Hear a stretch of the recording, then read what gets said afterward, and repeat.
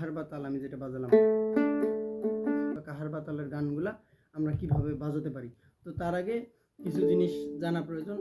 সেটা কি, প্রথমত আপনাদেরকে কাহার বা তালটা বাজাতে জানতে হবে। যেমন পা সা পা পা সা পা সা পা পা সা, এটা গেল তালটাকে দুই তারে বাজানো। এখন এটাকে আসে এক তারে বাজানো। আমরা অনেকে হয়তো বা জানবেন যে গানে তালকে এক তারে বাজানো হয়, সে নিয়ে বিস্তারিততে না যাই, আমি আরেকটা বিষয় আজকে দেখাবো।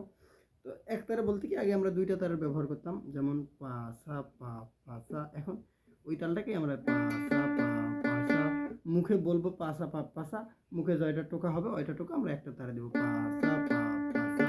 এটাই এক তারে বাজানোর ব্যাপারটা আর কি। এখন যেহেতু আমরা গানে তালকে ব্যবহার করব, তার মানে গানে এটার ব্যবহারটা কিভাবে হয় আমাদেরকে জানতে হবে। তো গানে সাধারণত আমরা যদি দেখি যে আমাদের ডান হাতে হচ্ছে তালটার কাজ, অর্থাৎ শুরু থেকে শেষ অবধি আমাদের পাসা পাপ পাসা এটাই বাজাতে হবে। এখন যেমন ধরেন তাল আমাদের কি পাসা পাপ পাসা, একটু আগে বললাম না যে গানে একতারে বাজাতে হয়। এখন একতারে বাজাতে হয় কিভাবে, ধরেন আমাদের গানের একটা নোট সা রে গা মা পা, কথার কথা। এখন আপনি যখন দুই তারে তালটাকে বাজাবেন, এই তারে এই তারে, আপনি কিন্তু সা রে গা মা পা, সা রে গা মা পা আমরা সহজেই জানি বা সাধারণভাবে জানি, সা রে গা মা পা, এটা এখন আপনি দুই তারে বাজিয়ে কিন্তু এটাকে কভার করতে পারবেন না। অবশ্যই আপনাকে সেই হিসেবে পা সা পা পা সা এটার ব্যবহার করতে হবে। তো চলেন আমরা এখন দেখি। এখন এখানে বাজানোর ক্ষেত্রে বিষয়টা কি, প্রথমত আমাদের দুই হাতের কাজ হবে, ডান হাত এবং বাঁ হাত। ডান হাতে আমরা গানের তাল বাজাবো, পরবর্তীতে আমরা গানের সুর। যদিও বা আজকে আমরা দেখবো যে তালটা কিভাবে ব্যবহার হয়, কিন্তু তালটা আমরা যখন ব্যবহার করতে যাব অবশ্যই সেখানে সুরেরও ব্যবহার আছে, কারণ তালের সাথে মিলিয়েই কিন্তু সুরটা বাজে। তার মানে আমাদের ডান হাতের কাজ এবং বাঁ হাতের কাজ থাকবে। এখন আমাদের ডান হাতের কাজ কি দেখেন তো, ডান হাতের কাজ অবশ্যই এই তালটা পা সা পা পা সা, এটা আমাদের ডান হাতের কাজ।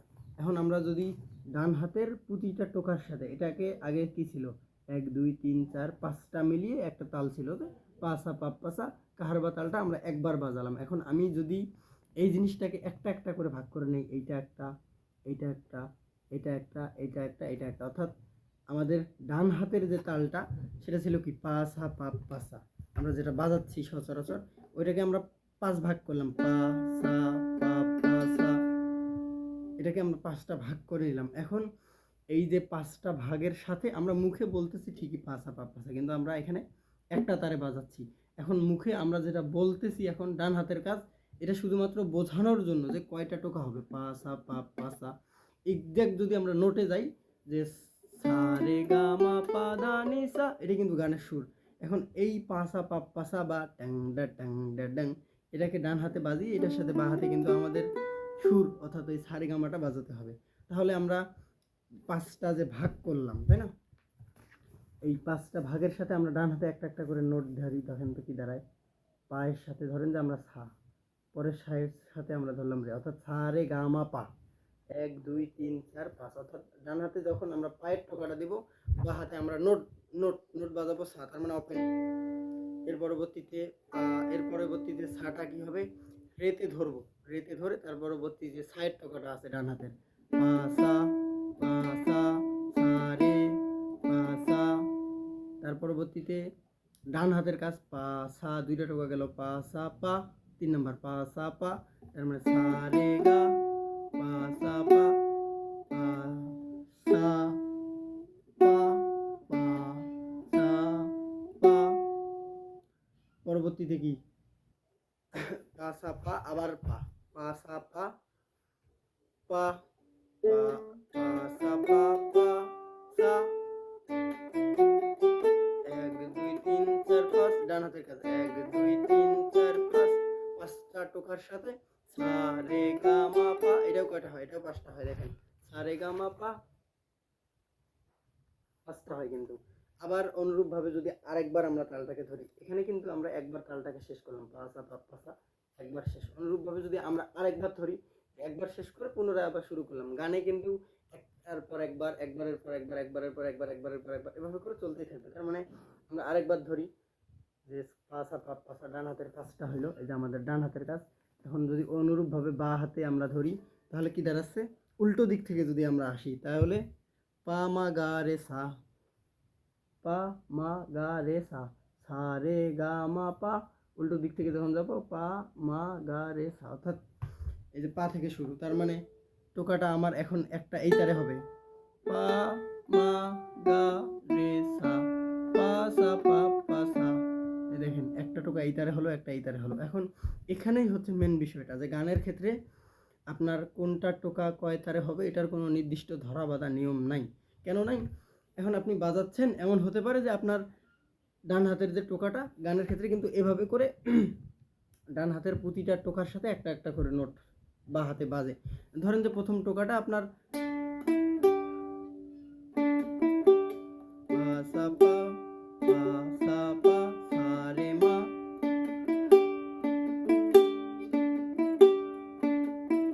একটা টোকা দেখেন 2 নাম্বার তারে হলো, আর একটা গিয়ে 1 নাম্বার তারে হলো।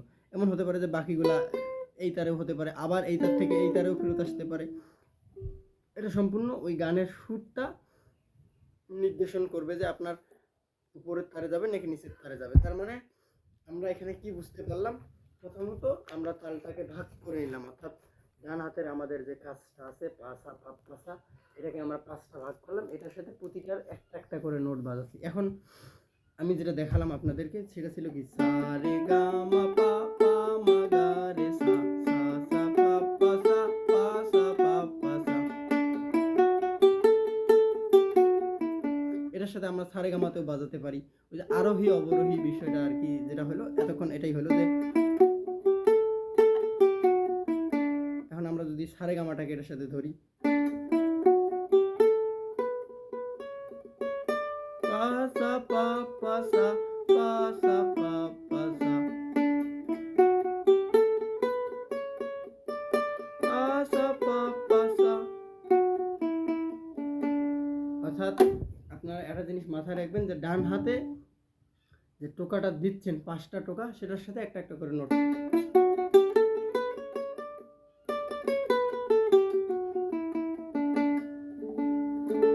এখন এখন গানের ক্ষেত্রে কি হবে জানেন? গানের ক্ষেত্রে আমরা এখানে সা রে গা মা আরোহী অবরোহী করলাম, কিন্তু গানের ক্ষেত্রে এটাই যে হবে এমনটা না। এখন এখানে আরো একটা বিষয় বলার থাকে, সেটা কি, যে এই ইয়েটা অনেকেরই মাথার উপর দিয়ে যাচ্ছে। এখন অনেকেই আছে সা রে গা মা বাজাতে পারে না, তাল বাজাতে পারে না। তো সেই ক্ষেত্রে দেখা যায় আমি হাঁটতে পারি না, আপনি যদি আমাকে দৌড়াতে বলেন সম্ভব অবশ্যই না। এখন এইখানে আমরা এই জিনিসটা যে দেখতেছি, এটা জানার আগে আপনাকে তালটা বাজাতে হবে, 1 তারে 2 তারে বাজাতে হবে, এর পরবর্তীতে সা রে গা মাটাকে শিখতে হবে। এখন আমরা সা রে গা মাটা যে শিখলাম, সা রে গা মা আর তালটাকে আমরা একত্রে করলাম। আগে আপনি জানেন না, আপনি তালই জানেন না, সা রে গা মাই জানেন না, আবার দুইটাকে একত্রে করবেন কিভাবে? বিষয়টা এমন হয়ে গেল, তাই না? তো এই জন্যই আমি বলি যে শিখতে হলে ধারাবাহিকতার প্রয়োজন। আপনি যখনই ধারাবাহিকভাবে শুরু থেকে ধাপে ধাপে শিখবেন, দেখবেন এই জিনিসগুলো আপনার বেগ পেতে হবে না বা ইজিলি চলে আসবে। ব্যাপারটা হচ্ছে এমনই আর কি। তো দেখেন যে গানে যদি ব্যবহার হয়, ধরেন আমি একটা র্যান্ডম নোট বাজাবো, অর্থাৎ ডান হাতে 5টা ভাগ করলাম, আমি এই 5টা ভাগকে ঠিক রেখে বা হাতে এই ভাগের সাথে একটা একটা করে নোট বাজাবো। র্যান্ডম নোট, র্যান্ডম বলতে কি, সা রে গা মা, সা রে গা মা যে আছে না, এটার মধ্যে যে কোনো নোট হতে পারে। সায়ের পরে রে, দুঃখিত, সায়ের পরে রে, ধরেন রে, তারপরে হলো মা, তারপরে গা, তারপরে আবার সা, তারপরে আবার পা, বিভিন্ন রকম হতে পারে।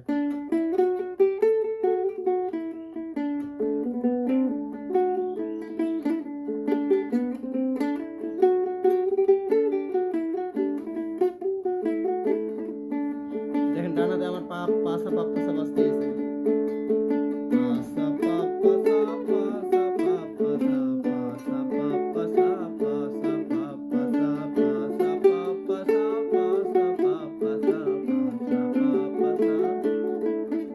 অর্থাৎ সুরটাও কিন্তু শুনতে গানের মতো লাগতেছে, কারণ গান এভাবেই হয়। এখন এখানে কি বলে, এই আমার ডান হাতে পাসা পাপ পাসা যেটা, সেটাও ঠিক থাকতেছে, সেটার সাথে আমি একটা একটা করে নোট বাজাচ্ছি। এখন এমনও হতে পারে আপনার গানে 2বার রের ব্যবহার আছে, রে, তার মানে পাসা পাসা, আপনি ডান হাতের এখানে 2টা টোকা ব্যবহার করলেন, বা হাতে আপনার নোট হইলো 2টা, তার মানে আমরা ধরতে পারি না যে প্রতিবার একটা একটা করে হইলো।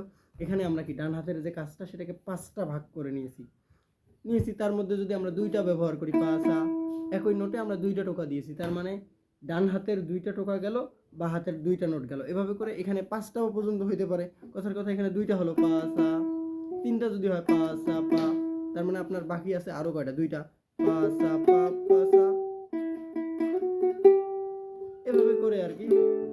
এখন এটা কঠিন লাগতে পারে অনেকের ক্ষেত্রেই। বিষয়টা কি, আপনি যখন শিখবেন, চেষ্টা করেন শুরু থেকে শেখার, তাহলে আপনার অনেক ইজি হবে। আশা করি আমি জিনিসটা যতদূর সম্ভব ধারণা দিতে পেরেছি। আপনারা এটার সাথে ডান হাতের প্রতিটা টোকার সাথে বাঁ হাতে একটা একটা করে নোট বা সারেগামার প্র্যাকটিস করতে পারেন। এর বাইরে সারেগামাটাকে ভেঙে চুরে করতে পারেন। এখন যখন আপনার এই জিনিসটা চলে আসবে, আপনি করতে পারেন কি, এখানে কিন্তু আমার যে তালটা চলতেছে, এখন যদি আমি তালেই মনোযোগ দিই, যে পা সা পা পা সা পা, দেখেই বাজাচ্ছি, এটা যদি তালেই আমার মনোযোগ থাকে, আমি কিন্তু এখানে আর নোটগুলো বাজাতে পারবো না, কারণ আমার তাল বাজাতেই ভাবতে হচ্ছে, এখানে আমার ভাবার তো কোনো অপশনই থাকতেছে না। তার মানে আপনার তালটাকে এত পরিমাণে বাজাতে হবে যাতে আপনার আলাদা করে এটার জন্য আর ভাবতে না হয়। তো এটাই আর কি ব্যাপারটা। আর অনেকেই আমার কাছে শিখতে চায়। আমার শেখানোর সিস্টেম একটাই, যে একদম শুরু থেকে শুরু করে যে কোনো ধরনের গান বাজানো পর্যন্ত আপনাকে নিয়ে যাওয়ার সমস্ত দায়িত্ব থাকবে আমার। আপনি আমার নির্দেশনাগুলো অনুসরণ করে আমার সাথে কানেক্ট থাকবেন। এর বাইরে যা যা লাগে সব দেখার দায়িত্ব থাকবে আমার। তো এই বিষয়ে যারা শিখতে আগ্রহী, স্ক্রিনে দেওয়া নাম্বারে যোগাযোগ করলে আমরা বিস্তারিত কথা বলতে পারবো। তো ভালো থাকবেন সবাই, দেখা হবে পরবর্তী কোনো ভিডিওতে।